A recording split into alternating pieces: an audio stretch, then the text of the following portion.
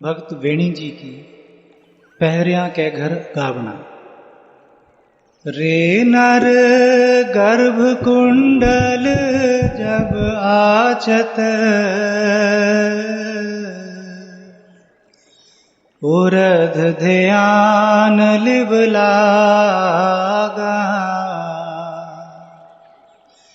मृतक पिंड पद मद ना अहनिस,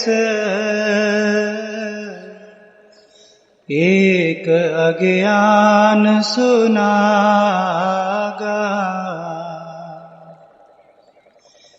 ते दिन समल कष्ट महादुख, अब चित अधिक पसारया, गर्भ छोड़ मृत मंडल आया, तो नर हरि मनो विसारया। भगत बेणी जी महाराज का यह शब्द, जिन्होंने माता के गर्भ से लेकर इस शरीर के त्यागने तक का खाका खींचा है, इस पावन शब्द के जरिए आपने फरमाया, रे नर गर्भ कुंडल जब आछत, जब माता के गर्भ में बच्चे का प्रवेश होता है, माता के गर्भ से होकर फिर इस धरती की गोद पर आता है, इस धरती पर फिर ये किस तरह जिंदगी बसर करता है और फिर अंत में किस तरह काल इसको खाक में तब्दील कर दे, या ये इस काल से निकलकर हमेशा हमेशा के लिए उस अकाल में समा जाए, ये यात्रा है इस जीवन की। इस जीव की शुरुआत कहां से हुई और फिर अंत कहां है? जन्म क्या है, जीवन क्या है? जन्म मां बाप के संजोग से होता है, और जबकि जीवन गुरु के संजोग से होता है। इसमें कोई शक नहीं कि यह शरीर मां बाप के द्वारा बना, पर इसके अंदर जो आत्मिक ज्योत है वो मां बाप नहीं बना सकते। इस वास्ते जिनके अंदर चाहना है अपने जन्मदिन को मनाने की, उनको बिल्कुल नहीं पता कि उनका जन्म किस दिन हुआ। इसलिए ये जन्मदिन मनाना सिवाय एक मूर्खता के और कुछ भी नहीं। सच्चाई तो यही है कि किसी को नहीं पता कि हमारा जन्म कब हुआ। आज तक किसी मेडिकल साइंस को भी पता नहीं लगा, और तो और उस मां को भी पता नहीं लगता जिसके गर्भ के अंदर बच्चा पल रहा होता है कि उसके बच्चे का जन्म किस दिन हुआ, किस दिन परमेश्वर की जीवात्मा ने उस चमड़े के अंदर प्रवेश किया, किसी को नहीं पता। हां, जिस दिन ये माता के गर्भ से होकर इस धरती की गोद पर आया, उस दिन का हमें पता है। असल में हम सब इसका धरती पर आने वाले दिन का ही जन्मदिन मना रहे हैं, वो जन्मदिन नहीं। गुरु अमरदास जी के बोले, ए शरीरा मेरेया हर तुम में जोत रखी, तांतू जग में आया। जिस दिन परमेश्वर ने हमारे अंदर वो आत्मिक ज्योत रखी थी, जन्म तो उसी वक्त हो गया था। उसके बाद हम इस संसार में आए। बच्चे की तो बात छोड़ो, परमात्मा ने इतना बड़ा ब्रह्मांड रचा, संसार बनाया, उस दिन का किसी को नहीं पता। गुरु नानक देव जी के बोले, ठित वार न जोगी जाने, रुत महाना कोई, जा करता सृष्टि को साजे, आपे जाने सोई। आप फरमाते हैं तिथि वार का तो किसी जोगी को नहीं पता कि परमात्मा ने संसार पूर्णमासी को बनाया या अमावस को बनाया। वार का नहीं पता कि मंगलवार था या इतवार था, कि परमात्मा ने संसार सर्दियों में बनाया, गर्मियों में बनाया, चौमासे में बनाया। हिंदुस्तान में 6 रुत हैं, 12 महीने हैं, महीनों का नहीं पता कि जनवरी था या फरवरी, नवंबर था या दिसंबर। गुरु नानक देव जी फरमाते हैं, वेल न पाया पंडिती जे होवे लेख पुराण, वेल का मतलब वेला, समय। सुबह थी, दोपहर थी, शाम थी, रात थी, 2 बजे थे, 10 बजे थे, नोबडी नोस। पंडितों को भी नहीं पता, विद्वानों को नहीं पता। 18 पुराण हैं। नहीं तो पुराण का एक चैप्टर यह भी तो होता कि परमात्मा ने संसार किस दिन बनाया। पिता का जन्म के जाने पूत, करते की मित के जाने किया। जब इतने बड़े ब्रह्मांड की रचना का किसी को पता नहीं, तो क्या हमें शरीर के जन्मदिन का पता है? इसलिए आज के इस शब्द के जरिए हमने विचार करनी है कि आखिर ये जीवन है क्या। क्योंकि कई बार जिंदगी निकल जाती है, अक्सर जिंदगी समझ नहीं आती। बहुत कम लोग हैं जिनको जीवन की यात्रा समझ आ गई कि आखिर जाना किधर है और जा कहां रहे हैं। भगत बेणी जी महाराज फरमाते हैं, रे नर गर्भ कुंडल जब आछत, फ्रॉम द वेरी बिगिनिंग जीव की हिस्ट्री माता के गर्भ से शुरू हुई। आप फरमाते हैं, ओ जीव, जब तूने माता के गर्भ में प्रवेश किया तो उर्ध ध्यान लिव लागा। कहते हैं तू उल्टा लटका था पर तेरा ध्यान बड़ा ऊंचा था। भाव उस परमात्मा से जुड़ा हुआ था। मगर कैसे? जैसे हमारे सामने कोई बंदा आकर खड़ा हो जाए, अगर हम उसका सिर देखेंगे पैर नजर नहीं आएंगे, पैर देखेंगे सिर नजर नहीं आएगा। ठीक इसी तरह जब हमारी दृष्टि संसार की तरफ होती है, निराकार नजर नहीं आता। जब निराकार की तरफ होती है, संसार नजर नहीं आता। जब हमारी दृष्टि पदार्थ की तरफ होती है, परमार्थ का कुछ पता नहीं लगता। जब परमार्थ की तरफ होती है, पदार्थ का कुछ पता नहीं लगता। तो बंदे की पहचान है कि दृष्टि कितनी ऊंची चली गई, विचार कितने ऊंचे हो गए। आसमान को देखना हो, नीचे थोड़ी ना देखना होगा, दृष्टि तो ऊंची करनी पड़ेगी। और परमात्मा तो बहुत ऊंचा है। पंचम पातशाह ने कहा, अत ऊंचा ताका दरबारा। अगर उसे विचारना है, उसे समझना है, उसे देखना है, दृष्टि तो ऊंची करनी पड़ेगी, विचार तो ऊंचे करने पड़ेंगे। फिर कहते हैं, मृतक पिंड पद मद ना। कहते हैं आज हम किन किन चीजों का अहंकार किए बैठे हैं। कहते हैं जब माता के गर्भ में उल्टे लटके थे, उस वक्त तो तुझे कहते हैं इस रंग रूप आकार का भी कोई अहंकार नहीं था। क्यों? कहते हैं अहनिस एक अज्ञान सो नागा। क्योंकि दिन रात उस परमात्मा की बंदगी में थे, उसकी याद में खड़े थे। इसलिए उस वक्त कोई अज्ञान वाला नागा होता ही नहीं था, कोई छुट्टी होती ही नहीं थी। और कि केवल एक दिन सत्संग पे जाएंगे, आगे पीछे जाने की क्या जरूरत है। अब तो भजन बंदगी की भी नागा है। और जबकि उस वक्त गुरु नानक देव जी ने फरमाया, उर्ध तप अंतर करे वण जारिया मित्रा, खसम सेती अरदास। कहते हैं उस वक्त तू उल्टा लटका परमात्मा की बंदगी करता था और दिन रात एक ही अरदास करता था कि हे मालिक, तू मुझे जैसे तैसे बस यहां से बाहर निकाल, मैं तुझे कभी नहीं भूलूंगा, ये तेरा मेरा वायदा है। और ये रोज की अरदास थी, हर वक्त की अरदास थी। क्यों? क्योंकि वहां कोई और अरदास थी नहीं। ना तो वहां मकान की डिमांड थी, ना दुकान की, ना किसी साजो सामान की। वहां तो केवल और केवल एक ही डिमांड थी कि यहां से बाहर निकाल, यहां से बाहर निकाल। इसलिए बेणी जी महाराज कह रहे हैं, ते दिन समल कष्ट महादुख। कहते हैं उन दुख वाले कष्ट वाले दिनों को याद करके देख। अब याद करें तो करें कैसे? क्योंकि वो दिन तो चाह कर भी किसी को याद आते नहीं। क्यों? आपने कहा अब चित अधिक पसारिया। क्योंकि अब हमने अपना मन ही बड़ा फैला दिया इस संसार में।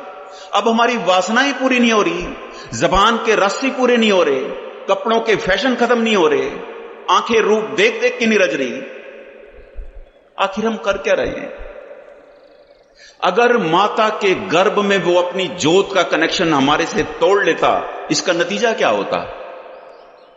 पंचम पातशाह, मात गर्भ में आपन सिमरण दे तहां तुम राखण हारे।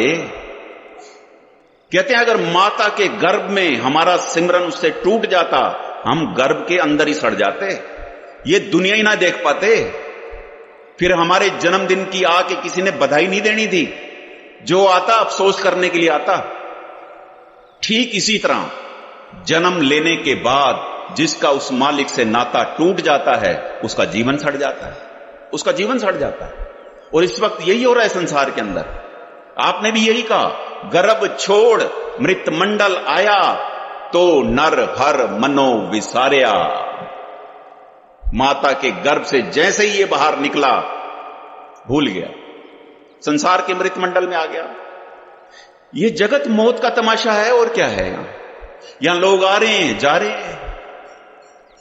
हमसे पहले ना जाने कितने यहां आए, कितने चले गए। यहां सब चलायमान है, कूड़ है, झूठ है। जब सब कुछ कूड़ है, झूठ है, फिर सच क्या है? सच वो हरि है। हरि का मतलब ही यही निकलता है, जो हर समय, हर वक्त, हर एक के अंदर, हर एक के दुखों को हरने वाला वो हरि अपना है, जिसे हमने विसार दिया। क्यों? बाबा कबीर ने कहा, सब किछ अपना एक राम पराया।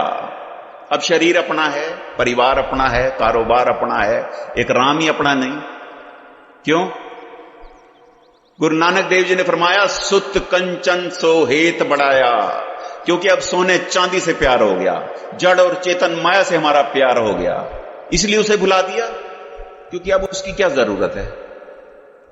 अब संसार याद है, विकार याद है, फिल्म स्टार याद है।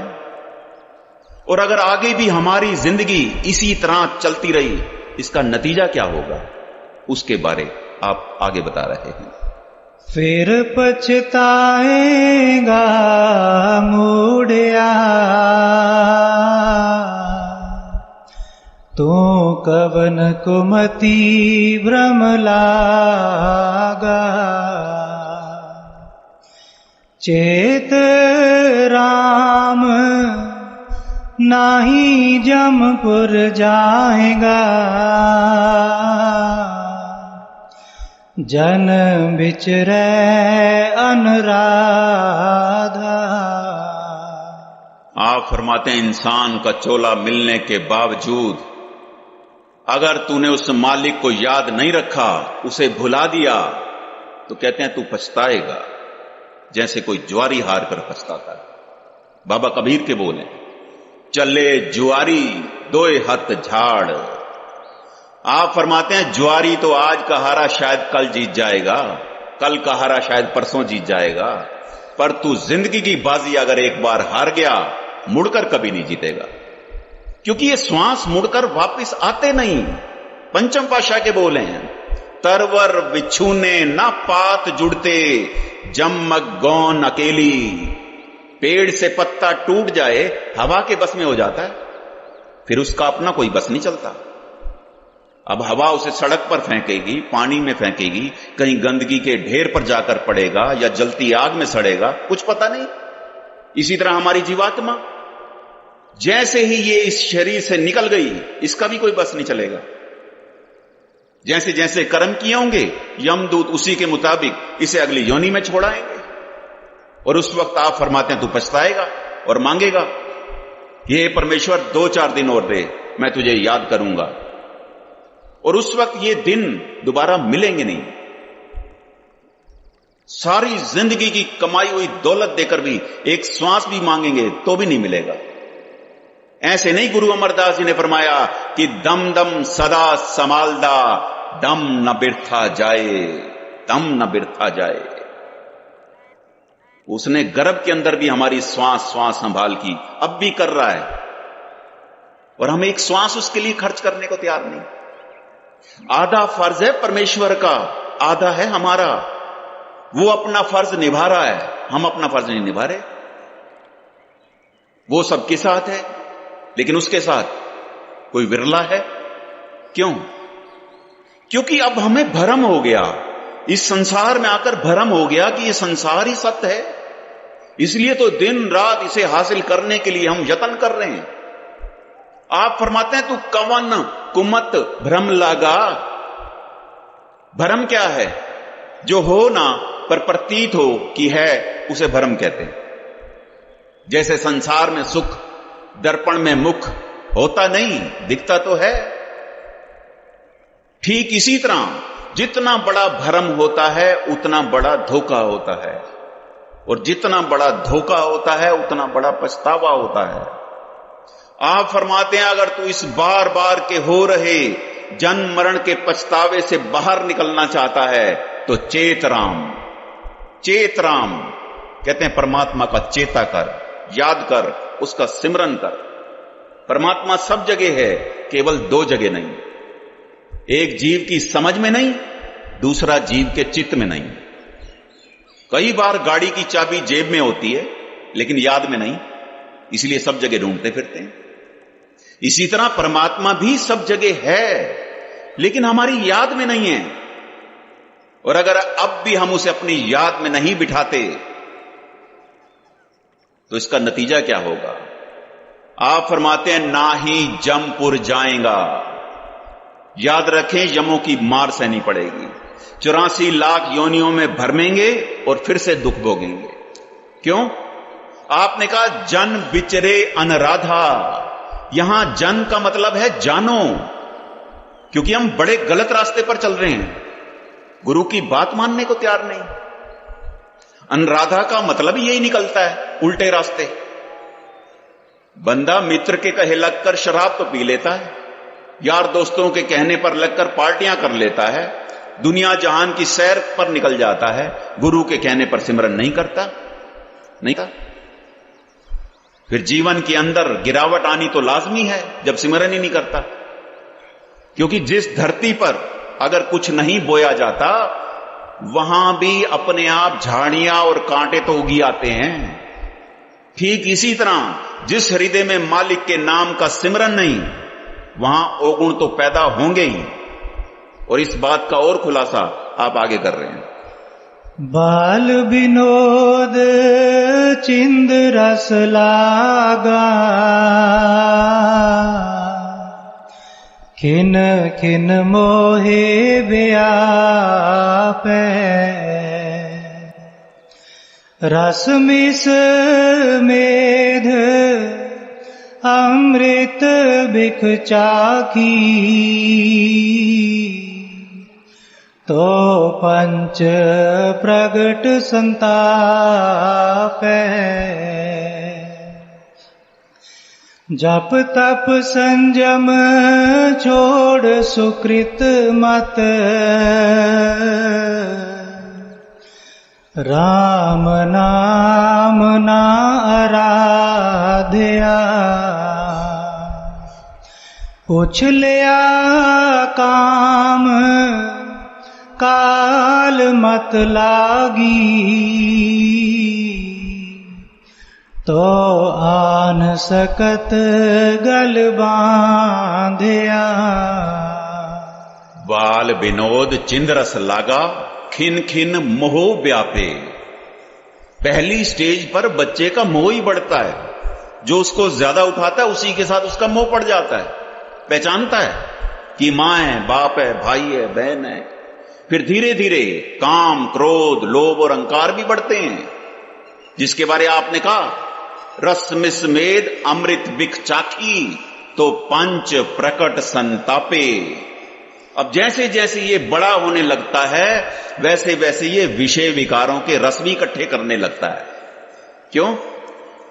क्योंकि पांचों विकार अब इसके अंदर जागते हैं, और जैसे जैसे ये इन विकारों से जुड़ेगा वैसे वैसे ये परमात्मा से दूर होता जाएगा। गुरु अमरदास जी के बोले, लिव छुटकी लगी तृष्णा, माया अमर वर्ताया। ए माया जित हर विसरे, मोह उपजे भाव दूजा लाया। क्योंकि जैसे ही ये उस मालिक से इसकी लिव टूटी, ये इस मायावी संसार के दायरे में आ गया। इसलिए तो दूसरे दूसरे चक्रों में उलझ गया, क्योंकि अब इसे भला बुरा समझ नहीं आता। जिसे भला समझता है वो है बुरा, जिसे ये अमृत समझता है वो है जहर। पंचम पातशाह के बोले, अमृत कोरा बिख्या मीठी, साकत की बिद नैनो डिठी। क्योंकि जैसे जैसे जवानी नजदीक आती है विषय विकारों की वृत्ति भी बढ़ती चली जाती है। वो इसलिए क्योंकि आपने कहा जब तब संयम छोड़ सुकृत मत। मत तो मैली होनी थी, जब इसने जब छोड़ दिया, तब छोड़ दिया, संयम छोड़ दिया। याद रखें, हवा अगर संयम में है हमें जीवन दे रही है, अगर तूफान बन जाए तो फिर घर उजाड़ कर रख देगी। आग संयम में है, हमारे 36 प्रकार के भोजन पका रही है, अगर सिलेंडर फट जाए तो फिर तबाह करके रख देगी। ठीक इसी तरह इसके अंदर भी ये विकार अब फटने लगते हैं, क्योंकि बचपन चला गया, जवानी आ गई। काम चाहिए संयम में, संसार की उत्पत्ति होगी। पेट्रोल चाहिए गाड़ी चलाने के लिए, इसी तरह काम भी चाहिए जिंदगी चलाने के लिए, पर काम को कोई संयम ही नहीं, ब्रेक ही नहीं, दुराचारी है। गाड़ी में पेट्रोल तो है, लेकिन रेडिएटर के अंदर पानी कूलेंट ही नहीं, गाड़ी तो भ्रष्ट होगी, ज्यादा से ज्यादा 2-4 किलोमीटर चल जाएगी। इसी तरह जवानी भ्रष्ट हो जाएगी, और हो रही है, क्योंकि इंद्रियों पर कोई संयम नहीं रहा। आंखों को जो नहीं देखना चाहिए देख रही है, रोजाना देख रही है। कानों को जो नहीं सुनना चाहिए बार बार सुन रहे हैं। जबान को जो नहीं बोलना चाहिए बोल भी रही है और खा भी रही है। हाथों को जो काम नहीं करना चाहिए कर रहे हैं। पैरों को जहां चलकर नहीं जाना चाहिए रोजाना शाम को वहीं जा रहे हैं। फिर बुद्धि को जो फैसला करना चाहिए नहीं कर रही। क्यों? गुरु नानक देव जी ने संसार के हालात को देखते हुए फरमाया, कहते हैं शरम धर्म दोए छप खलोए कूड़ फिरे प्रधान वे लालो। कहते हैं इस युग के अंदर ऐसे लगता है शर्म और धर्म हमेशा के लिए कहीं छुप गए हैं, जाकर कहीं नजर नहीं आते। अब हर जगह कूड़ ही कूड़ का पसारा है। इस बात को कहने का भाव सिर्फ इतना है, जिस तन पर शर्म का लिबास नहीं वो मन ज्यादा समय तक धर्मी नहीं रह सकता। जिन आंखों में शर्म नहीं उस हृदय में कभी भी धर्म टिक नहीं सकता, क्योंकि धर्म का बूटा जप से शुरू होता है, और जप एक बीज है जो सिमरन से उगता है, सेवा से पलता है, परोपकार से फलता है, अहंकार से सूखता है, क्रोध से सूखता है, अहंकार से सड़ जाता है। इसलिए तो प्रार्थना भरे लहजे में पंचम पातशाह ने कहा कि हार पड़े उस स्वामी के द्वारे दीजिए बुद्ध विवेका। कहते हैं हे सतगुरु कृपा कर, हमारी झोली में तू विवेक बुद्धि डाल, क्योंकि जिसे विवेक बुद्धि आ गई वो फिर गलत काम नहीं करेगा। मन का तो काम है शरारत करना, करेगा, पर लगाम है बुद्धि, रोक लेगी। और जिसे भी गुरु की मत आ गई, और ये मत अगर इसकी निरंतर चलती रही, इसका नतीजा क्या होगा? तीसरी पातशाही ने फरमाया, सतगुरु की मत जिसनु आवे सो सतगुरु महे समाना। कहते हैं वो तो अपने गुरु के अंदर ही समा जाएगा। दुनिया का हर एक इंसान कहीं ना कहीं जाता है, कोई मंदिर मस्जिद गुरुद्वारों में जाते हैं, कोई गिरजाघरों में जाते हैं, कोई कहीं और जाते हैं, वहां जाकर हम दान पुण्य भी करते हैं, कहीं रुमाले चढ़ाते हैं, कहीं चादरें चढ़ाते हैं, कहीं कुछ और भी चढ़ाते हैं, लेकिन वापस आते वक्त उन चीजों को हम उठाकर नहीं लाते। लेकिन अफसोस, बंदा थोड़ी देर सत्संग में आता है, अपनी मत को अपने गुरु के आगे रखता है, वापस जाते वक्त अपनी मत को फिर से उठाकर ले जाता है। फिर जीवन बदले तो बदले कैसे? क्योंकि आपने कहा राम नाम ना आराध्या। अब भगवान का नाम किसे याद है? संसार याद है, कारोबार याद है, फिल्म स्टार याद है, छोटा सा बच्चा भी बता देता है एक्टर कौन सा है, ये खिलाड़ी कौन सा है। सत्संग में शब्द कौन से महात्मा का है नहीं पता। क्यों? आपने कहा उछलिया काम काल मत लागी तो आन सकत गल बांधिया। क्योंकि काम ने आकर आंखों पर ऐसा पर्दा डाल दिया। हर एक के अंदर 3 वासना प्रधान होती है। पहली काम वासना, दूसरी लोभ वासना, तीसरी अहंकार वासना। और जो अहंकार की पूर्ति कर दे उससे मोह हो जाता है, जो रुकावट खड़ी कर दे उससे क्रोध हो जाता है। और जब काम रस ज्यादा उत्तेजित हो गया, घर वालों ने क्या किया? तो कहते हैं तुआन सकत गल बांधिया, घर वालों ने इसकी शादी कर दी। सकत का मतलब स्त्री होता है। कहते इसका ब्याह कर दिया, लेकिन ब्याह होने के बाद इसकी कैसी अवस्था रही उसका खुलासा आप आगे कर रहे हैं।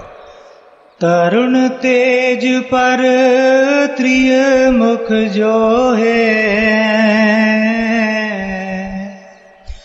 सर अपसर ना पछाणिया, उन्मत काम महाबिख भूले, पाप पुण्य ना पछाणिया, सुत संपत देख एह मन गर्वया, राम हृदय ते खोया, अवर मरत माया मन तोले, तो पग मुख जन्म बिगोया। तरुण तेज पर त्रय मुख जोहे, सर अपसर ना पछाणिया। जवानी के काम के नशे में कईयों को अपने घर पर ही संतोष नहीं होता। वो जबकि दशम पातशाह हिदायत दिया करते थे कि अपनी स्त्री संग स्नेह बढ़ाओ, पर स्त्री स्वप्न न लाओ, क्योंकि धर्म तो यही कहता है कि कर्मों अनुसार हम जिसके साथ भी ब्याहे गए उसके अलावा किसी और के बारे में सोचना भी कितना बड़ा पाप है हम जानते ही नहीं। वो इसलिए क्योंकि आपने कहा उन्मत्त काम महाबिख भूले, पाप पुण्य न पछाणिया, क्योंकि काम का ऐसा नशा चढ़ गया अब इसे पाप पुण्य आचार विचार की कोई खबर ही नहीं रही।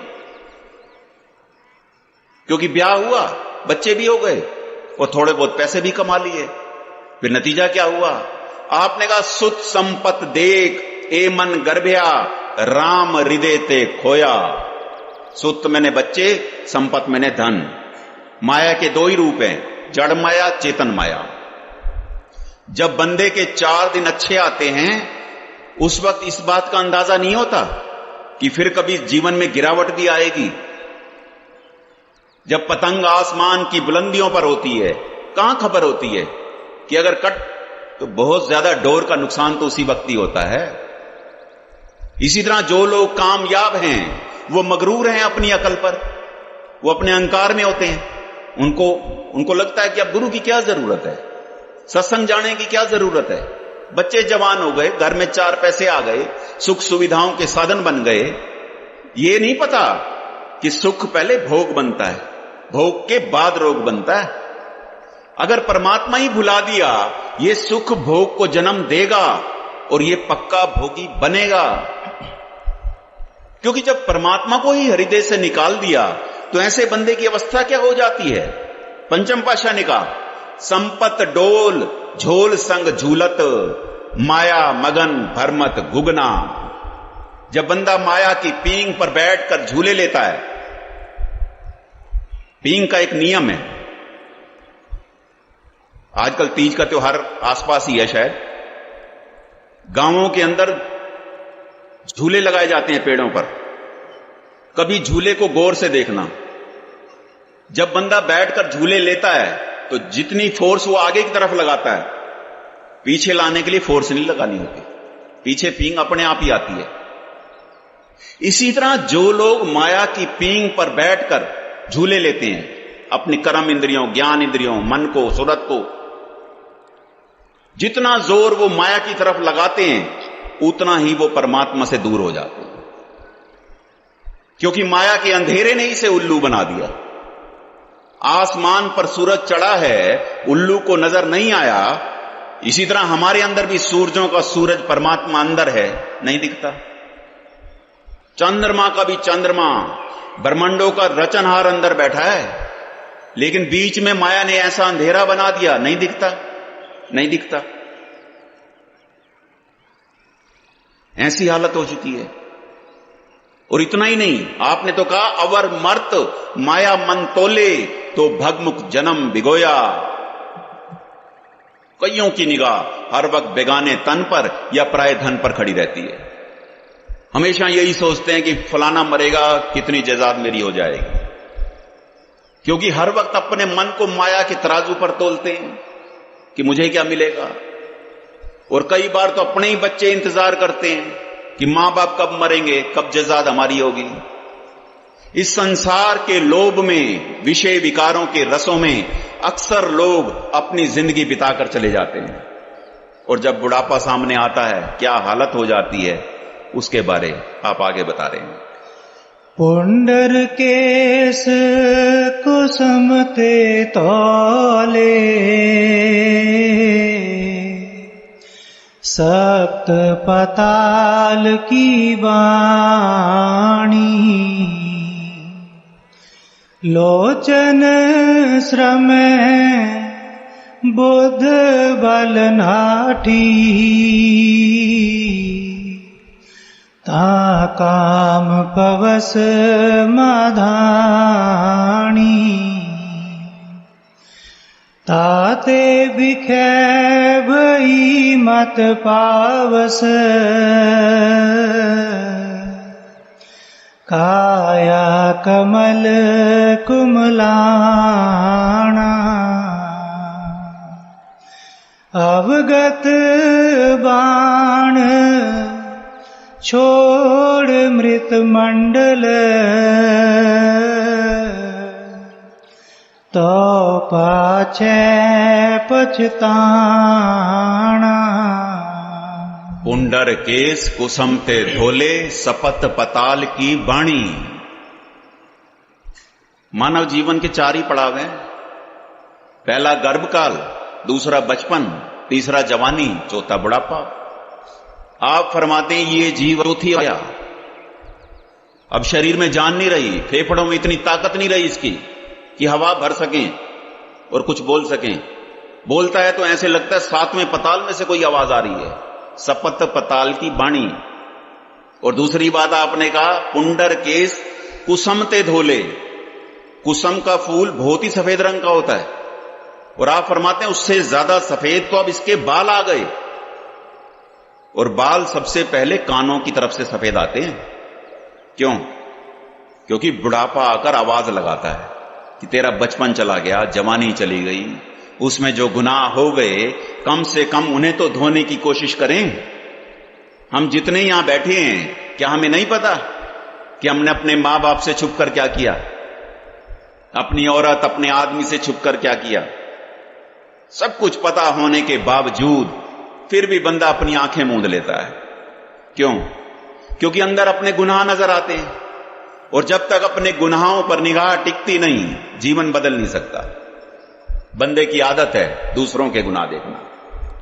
आपका शरीर बहुत सुंदर हो, कपड़े भी आपने बड़े बेशकीमती पहने हो, मक्खी को तो कोई वास्ता नहीं उसकी कीमत का। मक्खी तो केवल ये देखती है गंदगी कहां पर लगी है। इसी तरह कईयों की निगाह दूसरों की कमियों पर खड़ी रहती है। अपना जीवन हाथ से निकलता जा रहा है, उसकी कोई फिक्र नहीं। और जबकि अब हमें चाहिए कि अपने जीवन में परिवर्तन लाएं, कर्म बदलें, अपनी रहनी बदलें।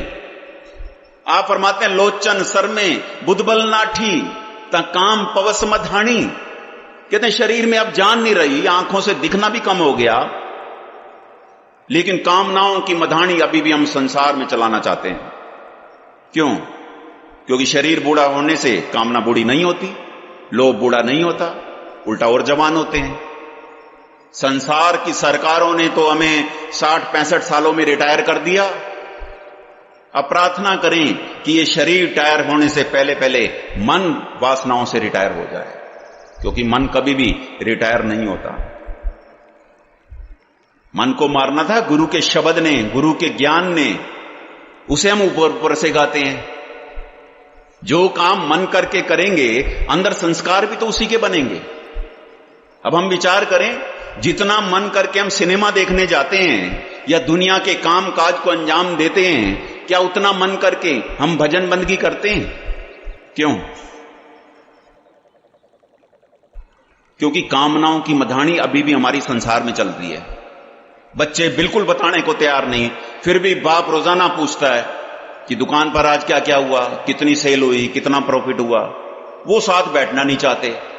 ये जबरदस्ती कामनाओं की मधानी बीच में मारता है, अपना बिल्कुल नहीं देखता कि खुद का आज क्या बना। अब इन चक्रों से निकलें। संत रविदास जी के बोले, उससे पहले तो आपने भी ये बात कह दी, तांते बिखे भई मत पावस काया कमल कुमलाना। ये शरीर का स्वभाव है, जैसे जैसे बूढ़ा होता है सुकड़ता है, लेकिन मन फैलता है संसार में। इस शरीर से ही हम शिक्षा ले लें। जैसे शरीर सुकड़ रहा है, ऐसे मन भी तो सुकड़ना शुरू हो जाए संसार से। कैसे तन छोड़ रहा है इस चमड़ी को, इसी तरह हमारी जीवात्मा भी छोड़कर चली जाएगी इस तन को, क्योंकि प्रकृति का नियम है। संत रविदास जी ने कहा, क्या तू सोया जागे आना, तै जीवन जग सच कर जाना। ये तन जाग जाता है, टेलीफोन की घंटी बज जाए, कुत्ता भौंक पड़े, बिल्ली बर्तन गिरा दे, ये तन जाग जाता है। लेकिन मन इन चीजों से नहीं जागता। मन को जगाना था गुरु के शब्द ने, इसलिए आपने कहा, अवगत बाण छोड़ मृत मंडल तो पाछे पछताना। जो परमात्मा व्यक्ति नहीं है, शक्ति है, क्रिएटिव पावर है। अंदर हो रही हमें उसकी वाणी सुननी थी, उसी के मुताबिक हमें अपने कर्म कमाने थे, लेकिन अंदर हो रही उसकी वाणी को हमने कभी सुना नहीं। क्यों? पंचम पातशाह ने कहा, नाम सुनत जन बिच्छू डसाना। क्योंकि भजन बंदगी की बात तो ऐसे लगती है जैसे कोई बिच्छू लड़ गया हो। अखबार 3-3 घंटे बैठ के पढ़ेंगे, सिनेमा 3-3 घंटे देखेंगे। क्यों? क्योंकि अंदर रस है कई जन्मों का, संसार का। जिस पत्थर की ढलान जिधर की बनी हो, पानी जब मर्जी उसके ऊपर बिखेरो, उसी तरफ जाएगा। मन की भी कई जन्मों की ढलान है विषय विकारों की तरफ जाने की, आज की नहीं। और अगर आगे भी हमारा जीवन इसी तरह विषय विकारों में बीतता रहा, नतीजा क्या होगा? आपने कहा, तो पाछे पछताना। क्योंकि डेथ बेड पर सिवाय पछतावे के और कुछ रहता नहीं। सारी जिंदगी के किए हुए कर्म सामने आकर खड़े हो जाते हैं और वो फिर भारी लगते हैं। फिर बंदा सिर पर हाथ मारता है कि मैंने अपना अनमोल जीवन ऐसे ही ओछे रसों में बिता दिया।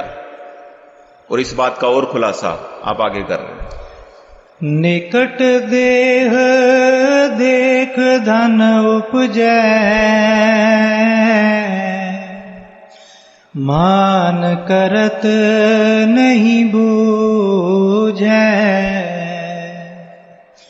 लालच करे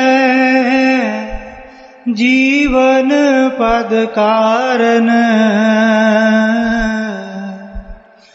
लोचन कछु ना सूझै। थाका तेज उड़या मन पंखी, घर आंगन ना सुखाई। बेणी कहे सुनो रे भगतो, मरण मुकत किन पाई। निकटी दे देख धुन उपजे, मान करक नहीं बूझे। कहते हैं अब दोते पोते इसके आसपास घूमते फिरते हैं, लेकिन इसकी बात सुनते नहीं। ये अंदर से कलपता है कि जिनके लिए अपना जमीर बेचा, अपना ईमान बेचा, वो आज ऐसा करते हैं। लेकिन उनके मुंह में फंसा है। ये चाहता है मेरे साथ बैठें, बात करें, हाल चाल पूछें, वो पूछने को तैयार नहीं। वो तो कहते हैं बाबा परे हट।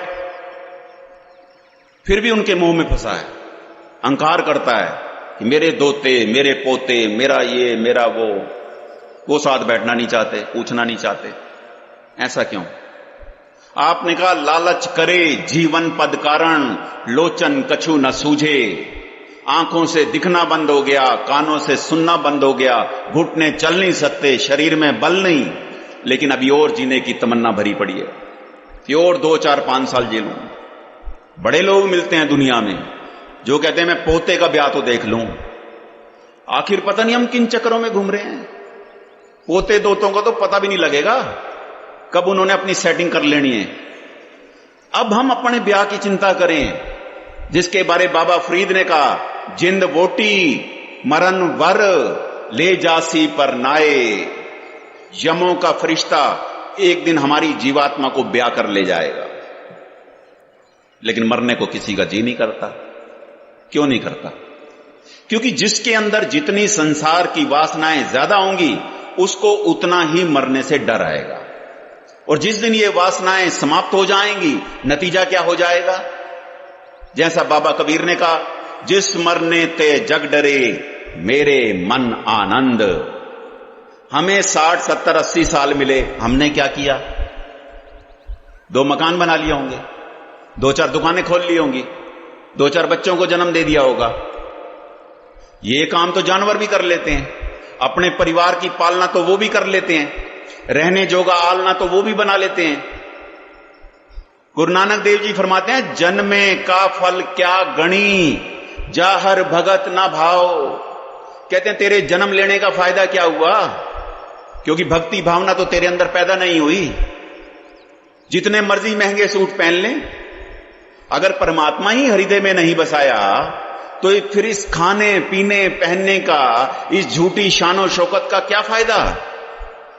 संत रविदास जी के बोले, राजे इंदर संसर ग्रह आसन, बिन हर भगत कहो के लेखे। सनातन मत वाले इंद्र देवता की शानो शौकत को सारे देवी देवताओं में सबसे बड़ा मानते हैं। आप फरमाते हैं, राजे इंद्र जैसी भी इस धरती पर अगर तेरी शानो शौकत क्यों ना हो जाए, बिना भक्ति के तेरी जीरो वैल्यू नहीं। इसलिए आप समझाते हैं, तू कर क्या रहा है? तुझे इंसानी चोले की अहमियत को समझना था, अभ्यास करना था, तन की मेहनत से रिज़्क कमाना था, लेकिन मन के पुरुषार्थ से तो परमार्थ कमाना था। सारी जिंदगी हम रिज़्क तो कमाते रहे, लेकिन परमार्थ का हमने कभी ख्याल नहीं किया, कभी सोचा ही नहीं कि परमात्मा ने ये शरीर दिया किस वास्ते, हम इस संसार में आए क्यों, कभी सोचा ही नहीं। कितनी बार सत्संगों में जाकर हमने सुना, गोविंद मिलन की एह तेरी बरिया। कहां गई वो बारी? कहां गई?